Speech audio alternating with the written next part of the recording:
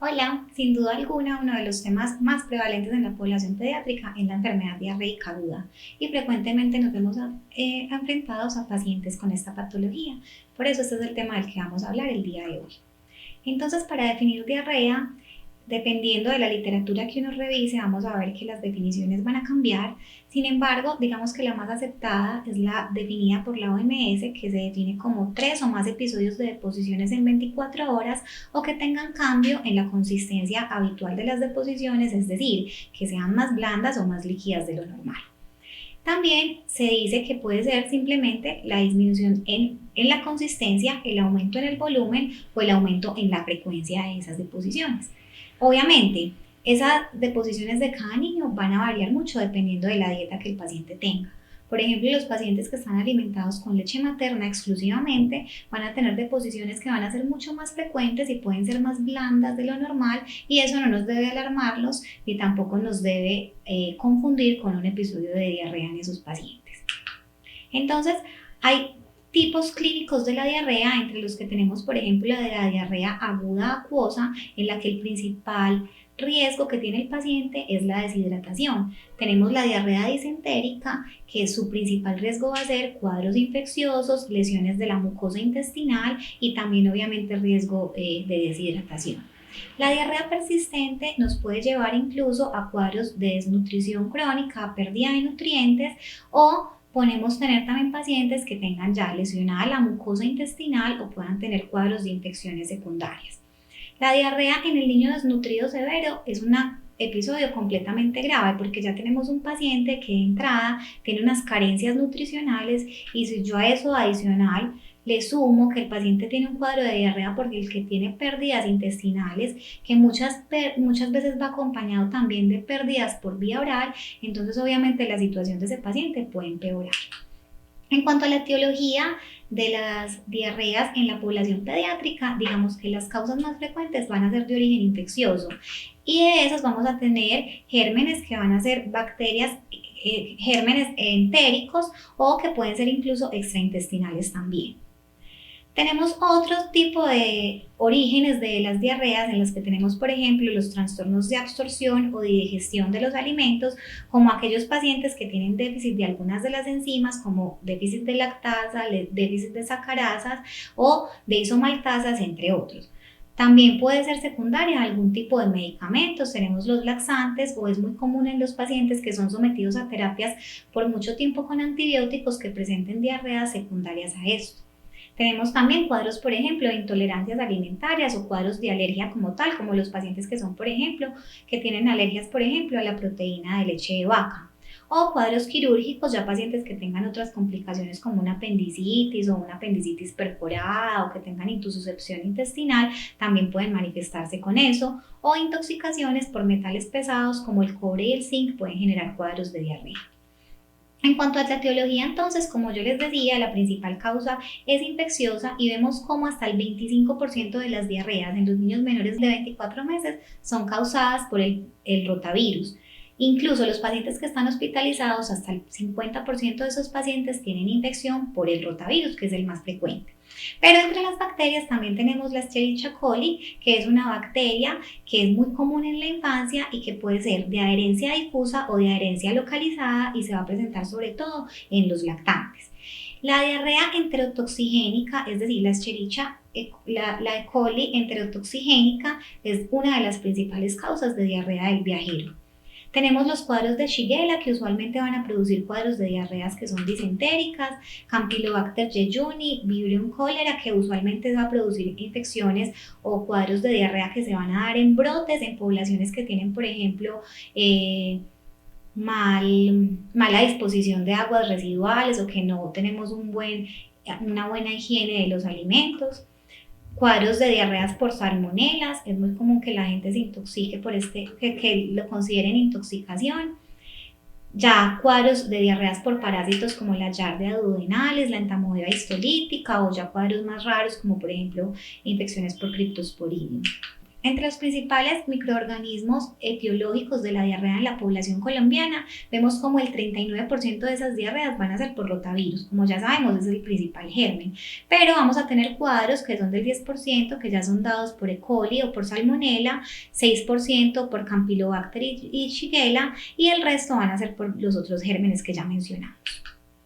¿Cuáles son los factores de riesgo entonces para que los pacientes puedan tener un cuadro de diarrea aguda? Entonces son ausencia de lactancia materna, los niños menores entre los 6 a los 11 meses de edad, los pacientes con tabaquismo en el hogar que están expuestos al consumo de aguas no potables, los niños que están desnutridos o que tienen alguna otra alteración o alguna patología de base, que tienen contacto con pacientes que han tenido diarrea, los pacientes que han tenido viajes a sitios de alta incidencia de enfermedad diarreica aguda, cuando hay, por ejemplo, residuos o moscas en el hogar, cuando son madres que son adolescentes, madres que no conocen bien cuáles son los factores de riesgo para presentar estos cuadros de diarrea o que tienen algún tipo de trastorno depresivo mayor. Entonces, para clínicos, ¿cuándo debemos ordenarlos? No todos los pacientes con diarrea yo les debo ordenar un coprológico o un coproscópico, ni tampoco a todos los debo llevar un coprocultivo.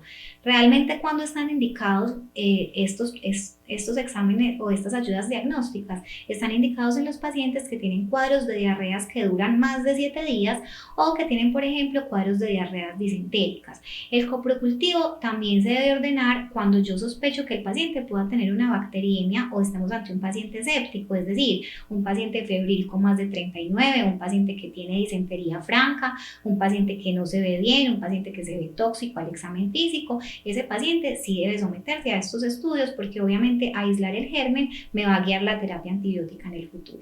Entonces es fundamental clasificar el grado de deshidratación del paciente para definir cuál es la estrategia de manejo que voy a utilizar. Para ello vamos a utilizar las siguientes herramientas. Vamos a mirar siempre cómo está el estado de conciencia de ese paciente. Vamos a mirar qué tanta sed tiene el paciente, si bebe ávidamente o si no tiene sed o si por el contrario ni siquiera es capaz de beber. Cómo están los ojos, qué tan hundidos están los ojos. Y cómo está el signo del pliegue, es decir, cuánto se demora el signo del pliegue en desaparecer o si es definitivamente inmediato. Entonces, para yo clasificar a un paciente sin deshidratación, debe cumplir uno o más de los criterios que vemos en la tabla, y para considerar que un paciente tiene algún grado de deshidratación o que tiene una deshidratación severa, debe cumplir 2 o más de los ítems que vemos en la tabla. Entonces, cuando tenemos un paciente que no está deshidratado, lo que yo hago es administrarle el plan A de hidratación. Cuando tenemos un paciente que tiene algún riesgo de deshidratación, los voy a manejar con el plan B, y cuando tengo un paciente con una deshidratación severa, lo debo manejar con el plan C de hidratación.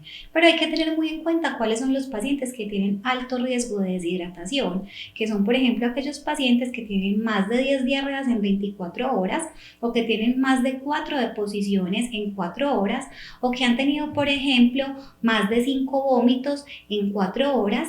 Esos pacientes hay que tenerlos en cuenta porque van a deshidratarse más fácil que un paciente que no tenga estas características. Entonces, en cuanto al plan A de tratamiento, básicamente consiste en administrar más líquidos de los usuales, en continuar la alimentación normal. Entonces, por ejemplo, si el niño solamente consume lactancia materna, continuar la alimentación con la lactancia o continuar la alimentación complementaria. Se recomienda administrar suplementos de zinc por 10 a 14 días. Siempre se deben enseñar los signos de alarma y eso es fundamental a la hora de manejar estos pacientes, y siempre se deben enseñar las medidas de prevención, que básicamente son el lavado de manos, la vacunación para el rotavirus, continuar con las estrategias de prevención que nos enseña la estrategia IEPI, y por ejemplo la cocción de los alimentos y la buena disposición de las aguas dentro del hogar.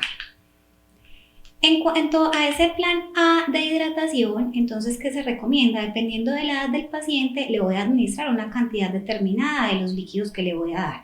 Si el paciente tiene menos de 2 años, le debo administrar entre 50 a 100 cc. Si tiene más de 2 años, debo administrarle entre 100 a 200 cc. ¿De qué? Usualmente lo que utilizamos es suero de rehidratación oral, que de baja osmolaridad, que es el que nos recomienda la OMS, y es aquel que va a tener entre 75 a 84 milequivalentes por litro de sodio y va a tener una osmolaridad entre 240 y 250 miliosmoles. También, ¿qué podemos hacer? No necesariamente tiene que ser solo con suero, también se han dicho en la literatura que podemos utilizar líquidos preparados con carbohidratos, entonces se recomiendan bebidas que se hagan con cereales, con arroz o con maíz, o también que pueden hacerse con agua preparados con papa, plátano y arroz. Esos son unos de los alimentos que son los líquidos preparados con carbohidratos, pero también puedo darles agua y continuar la dieta habitual, pero en esa continuación de la dieta yo debo implementar que sea una dieta rica en papa, yuca, ñame y maíz, que sean preparados con sal. Idealmente lo que nosotros recomendamos es que si la familia tiene la forma y si nosotros podemos mandarle, lo ideal es mejor darles el suero oral para garantizar que la osmolaridad sea la adecuada. Bueno, posteriormente entonces vamos a hablar del plan B, que el plan B se lo vamos a administrar a los pacientes con algún riesgo, con algún grado de deshidratación, y esos pacientes básicamente vamos a iniciar siempre con un plan de rehidratación oral supervisado, es decir, dentro del servicio de urgencias le vamos a dar suero oral. ¿Cuánto? Entre 50 a 100 cc por kilo, y eso se lo vamos a administrar entre 2 a 4 horas, siempre haciendo vigilancia continua del paciente cada hora para mirar cómo está su estado de hidratación y si está mejorando o no. Hay algunos pacientes que por el estado en el que están no son capaces de beber por sí solos y necesitan que les pasemos una sonda nasogástrica, y en ese caso se las podemos pasar y por ahí pasarle los líquidos.